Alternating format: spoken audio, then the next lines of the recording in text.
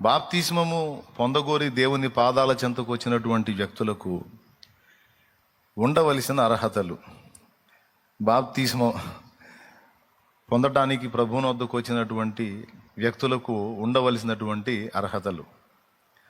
తాను పాపిని అన్న గ్రహింపు తనకు ఉండాలి. తాను పాపిని అన్న గ్రహింపు ఎవరికైతే ఉంటుందో ఆ వ్యక్తి బాప్తిస్మం పొందనర్హుడు, అర్హురాలు. పసిపిల్లలకు ఆ గ్రహింపు ఉండదు గనుక పసిపిల్లలు బాప్తిస్మానికి అనర్హులు. ఎందుకంటే తాను పాపినో పరిశుద్ధుడినో వాడికి తెలియని స్థితి. అది ఒక ఏజ్ నుంచి వాళ్ళకి ఆ స్పర్శ ఉంటుంది. కనీసం 10 ఏళ్లకు పైబడినటువంటి ప్రాయంలో వాడు ఆ పని ఈ పని చేసేటప్పుడు ఎక్కడో చోట ఏదో తేడా పడతా ఉంటాడు. వాడికి కూడా తెలుసు.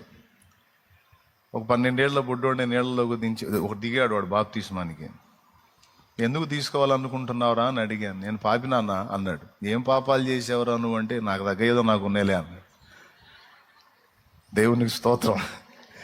అంటే పెద్ద పెద్దవి చేయడానికి నాకు అవకాశాలు లేకపోయినా నా స్థాయిలో నా రేంజ్లో నాకుండే ఏదో నాకు ఉన్నాయిలే.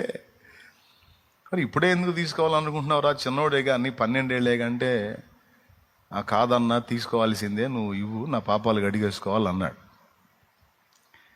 పెద్దయినా తీసుకుందు కానీ లేరా, అదంతా ముసలోళ్ళ పని, సరుకు అయిపోయిన వాళ్ళకి దేవుడా అనుకుంటే సరిపోయిద్దిరా, నువ్వు చిన్నోడివి, బోల్డంత ఫ్యూచర్ ఉంది, ఇప్పుడు ఎందుకురా అంటే వాడు సీరియస్గా నాకు వెళ్ళి చూసి, శాలేమన్నా రేపు నేను చచ్చిపోతే నా ఆత్మకు లెక్క చెబుతావా అన్నాడు. రేపే నేను చచ్చిపోతే నా ఆత్మకు నువ్వు లెక్క చెబుతావా అన్నాడు. ఇక నాకు సౌండ్ లేదు కాబట్టి నా ఆత్మరక్షణ కోసం నేను జాగ్రత్త పడుతున్నాను అన్నాడు. అంటే ఒక ఏజ్ నుంచి కొంచెం ఆలోచన విధానంలో మార్పులు వస్తాయి. కాబట్టి బాప్తిస్మం పొందగోరే వ్యక్తికి ఉండాల్సిన మొట్టమొదటి అర్హత ఏంటంటే, నేను పాపిని అన్న గ్రహింపు తనకు ఉండాలి. ఖచ్చితంగా ఆ గ్రహింపు లేకుండా ఒకడు బాప్తిస్మం పొందితే తేడా పడిద్ది. అందుకే ఏం గ్రహింపు ఉండాలి? ఫస్ట్ నేను పాపిని అన్న గ్రహింపు ఉండాలి. రెండవది పాపానికి వచ్చే శిక్ష, దాని నుండి తప్పించుకునేటువంటి మార్గం, దేవుడు వేసిన మార్గం, ఈ రెండిటి గురించి తెలిసి ఉండాలి. పాపిని అన్న గ్రహింపే కాదు, పాపానికి వచ్చే శిక్ష కూడా తెలిసి ఉండాలి. పాపమునకు జీతము మరణము, నరకము కూడా. పాపికి నిత్య నరకం ఉంది. అన్ని మత గ్రంథాలు ఏకమై సాక్ష్యం ఇచ్చాయి. అందులో ముస్లిం సాహిత్యము, ఇస్లాం సాహిత్యము, హైందవ సాహిత్యము, క్రైస్తవ సాహిత్యము, చాలా గ్రంథాలు, మనుషులు గౌరవించేటువంటి మత గ్రంథాలు, చాలా గ్రంథాలు. మానవుని శరీరమే చనిపోతుంది, ఆత్మ చావదు. ఆత్మ ఎక్కడికి వెళుతుందంటే దేవుని ముందుకు తీర్పులోనికి వెళుతుంది. ఆ తీర్పులో ఒకవేళ పాపిగా, దోషిగా తేలినట్లయితే, నేరారోపణ రుజువైనట్టయితే అతడు నిత్యము మండే అగ్నిగుండానికి నెట్టివేయబడతాడని ఖురాన్ షరీఫ్ చెప్పింది, గరుడ పురాణం చెప్పింది, బైబిల్ గ్రంథం కూడా చెప్పింది. నరకమున వారి అగ్ని ఆరదు, పురుగు చావదు, దాని పరిస్థితి ఇలా ఉంటుందని, దాన్ని గూర్చిన తీవ్రత బైబిల్ ఎక్కువ వ్యాఖ్యానించింది. చాలామంది ఈ భూమి మీద ఉండేటువంటి కొద్ది కాలపు జీవితాన్ని చూసే తిప్పలు పడతా ఉన్నారు. కానీ ఈ జీవితం తర్వాత ఉన్నదే అసలు శాశ్వత జీవితం. మనకు శాశ్వతమైన జీవితాన్ని ఇవ్వబోయే ముందు మనం ఆ శాశ్వత జీవితం ఎక్కడ ఉండాలో నిర్ధారణ కోసం ఈ చిన్న జీవితాన్ని దేవుడిచ్చి టెస్ట్ చేస్తున్నాడు. పరిశోధన. మనకిచ్చిన ఈ 70, 90, 80, 100 సంవత్సరాల ఆయుష్కాలం అనేది మనం పొందబోయేటువంటి కోటాను కోట్ల దానికి ఒక టైము, కాలము, పరిమితి లేనటువంటి నిత్య లైఫ్, నిత్య జీవము, లేకపోతే శాశ్వత జీవితం. ఆ శాశ్వత జీవితం మనం ఎక్కడ జీవించాలి? దేవునితో ఉండాలా, దేవుడు లేని చోట్ల ఉండాలా అనే నిర్ధారణ కోసం మనల్ని సృష్టించటం, మనకి ఈ జీవితాన్ని ఇవ్వటం, మనకు ఆయుష్కాలం ఇవ్వటం, ఇదంతా చేశాడు. ఈ లోకంలో మనల్ని ఉంచాడు. ఈ లోకంలో దేవుడి గురించి మనకు వచ్చేది తక్కువ, లోకము ఆకర్షణ ఇవన్నీ ఎక్కువ. ఎట్లా అంటే అననుకూల ప్రపంచంలో మనల్ని పెట్టి ఆయన పక్కన నిలబడ్డాడు. నేను కావాలా, ఇవి కావాలా, నేను కావాలన్న వాళ్ళందరూ నా దగ్గరికి రండి, అవి కావాలన్న వాళ్ళు అటుపోండి. చిత్రం ఏంటంటే ఈయనకంటే అవి ఎక్కువ ఆకర్షణగా కనపడతాయి. అందుకని వాటికి ఎక్కువ ఆకర్షణ ఇచ్చి ఆయన వాటిని ఒక పక్కన పెట్టి ఆయన ఒక పక్కన నిలబడి, కోరుకోండి, మీరు అవి కోరుకుంటే అవి, నేను నన్ను కోరుకుంటే నేను. లోకంలో ఉన్న ప్రజల్లో చాలామంది వాటిని కోరుకున్నారు, కొంతమంది దేవుణ్ణి కోరుకున్నారు, దేవుని వైపు వచ్చారు. నా యందు విశ్వాసం ఉంచిన వారందరినీ నిత్య జీవానికి వారసులుగా చేస్తానని ఆయన మాట్లాడాడు. ఈ అననుకూల ప్రపంచంలో మనల్ని ఉంచి పరీక్ష నాళికలు మనల్ని పరీక్షిస్తున్నాడు. ఎందుకంటే శాశ్వత జీవితం మనకి ఇవ్వాలి, అది ఎక్కడ ఉంచాలి మనల్ని అని. అర్థమైందా? కాబట్టి మనకి నిత్య నరకం కూడా ఒకటి ఉంది, నిత్య జీవం కూడా ఒకటి ఉంది. కాబట్టి నిత్య నరకం తప్పించుకోవాలి. అసలు నరకానికి ఎందుకు వెళ్తున్నాడు మనిషి అంటే పాపాలను బట్టి, వాటి క్రియలను బట్టి, అందులో ఉన్న పాపాన్ని బట్టి వెళ్తున్నాడు. మరి ఇప్పుడు నరకం తప్పించుకోవాలంటే పాపం పోవాలి. అర్థమైందా? పాపం పోతే దానికి వచ్చే శాపము, ఆవేదన, అవిశ్రాంతి, నరకము ఇవన్నీ పోతాయి. మరి ఇప్పుడు ఈ పాపం ఎట్లా పోతుంది? ఈ స్పర్శ అనేది ఈ మతం ఆ మతం అని లేదు, అన్ని మతాల వాళ్ళకు ఉంది. అన్ని మతాల వాళ్ళు మీరు గమనించండి, వాళ్ళ వ్యాఖ్యలు వినండి, మాటలు వినండి. ఎందుకు ఇలా చేస్తున్నామంటే పాపాలు పోతాయండి, పాపాలు పోతాయండి. నదిలో మునిగితే పాపాలు పోతాయండి, హజ్ యాత్రకు పోతే పాపాలు పోతాయండి, ప్రార్థన చేస్తే దేవుని యేసుప్రభు దగ్గరికి వెళ్తే పాపాలు పోతాయండి. క్రిస్టియన్ చెప్పినా, ముస్లిం చెప్పినా, హిందూ చెప్పినా అందరి గోల పాపాలు పోతాయి, పాపాలు పోతాయి, ఇది చేస్తే పోతాయి. అందరిలో పాపమును గూర్చిన స్పర్శ ఉంది.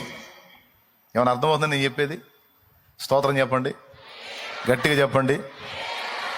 ఈ మతం ఆ మతం అని లేదు, అందరిలో మనస్సాక్షి ఉంది, అందరిలో పాపాన్ని కూర్చున్న భయం ఉంది. అందుకే ఎవరు తిప్పలన్నా చూడు, ఏందిరా నీ బాధలు అంటే పాపం పోయిద్ది సార్ ఇట చేస్తే. పాపం ఉంటే ఏమైందిరా అని మనం అందాం. పాపం ఉంటే ఏముంది సార్? బతుకులో ఆవేదన, సస్తే నరకం.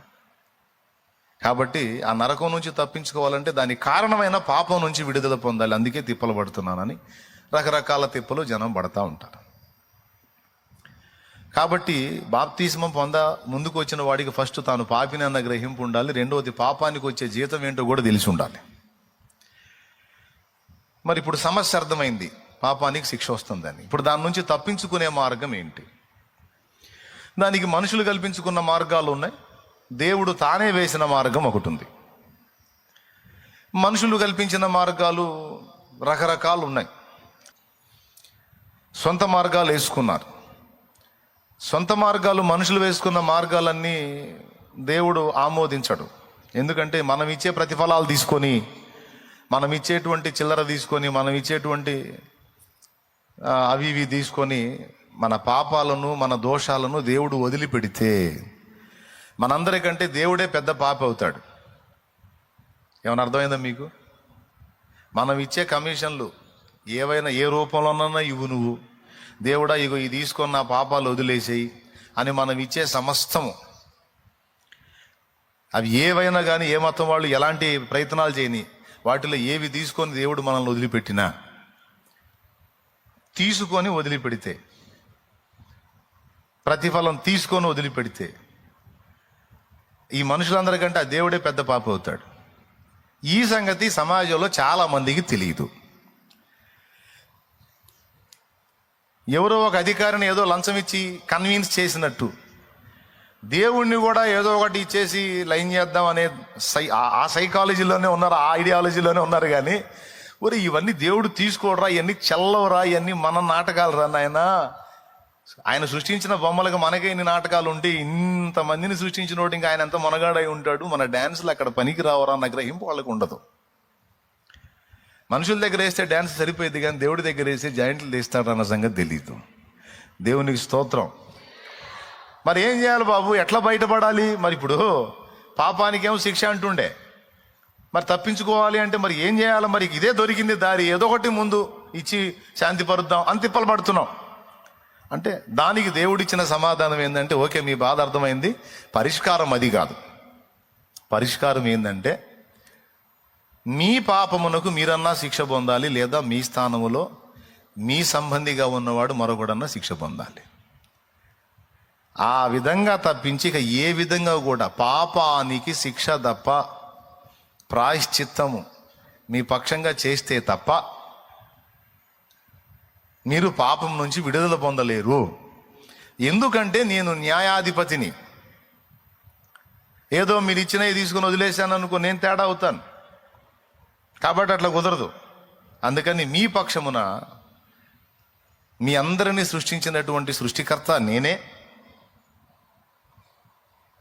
మీ తండ్రిని నేనే, న్యాయాధిపతిని కూడా నేనే. కాబట్టి న్యాయం పక్షంగా మీ దోషానికి శిక్ష నేను వేస్తాను. మీ అందరి పక్షంగా నేనే వచ్చి మీ పాపాలకు నా శరీరమందు వెల చెల్లిస్తాను.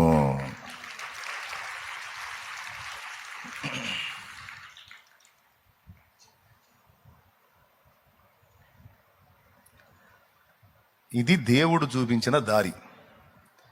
అలాగూ నేనే మీకు బదులు ప్రాణం పెడతాను, ఇది జరుగుతుంది అనడానికి ఆదికాండము 2వ అధ్యాయములోనే ఒక పని చేసి సాక్ష్యం ఇచ్చాడు.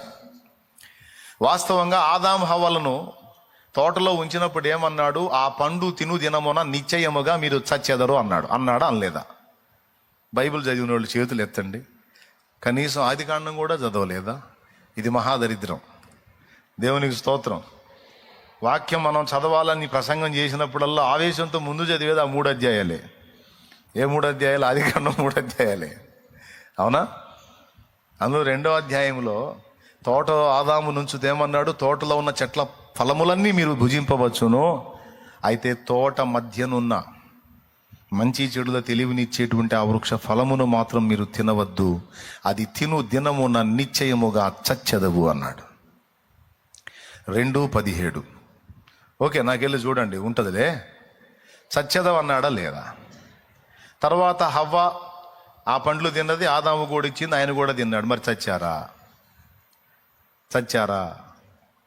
చావలా. 930 చిల్లర బ్రతికాడు ఆదాం. 930 సంవత్సరాల పైచిలుకు బతికాడు ఆదాం. హవ్వ కూడా చాలా సంవత్సరాలు జీవించి చచ్చిపోవాలి కదా తిన్నప్పుడే. మరి ఎందుకు చావలేదు? అంటే మీరు చేసిన దోషమునకు ఫలముగా మీరు చచ్చిపోతారు అని చెప్పాడు కదా, తింటే అవుట్ అన్నాడు కదా. మరి ఎందుకు చావలా? మరి వాళ్ళకి ఎందుకు మరణం రాలా? అంటే మరణం అనేది తోటలోకి వచ్చింది, కానీ వాళ్ళ మీదికి రాలా.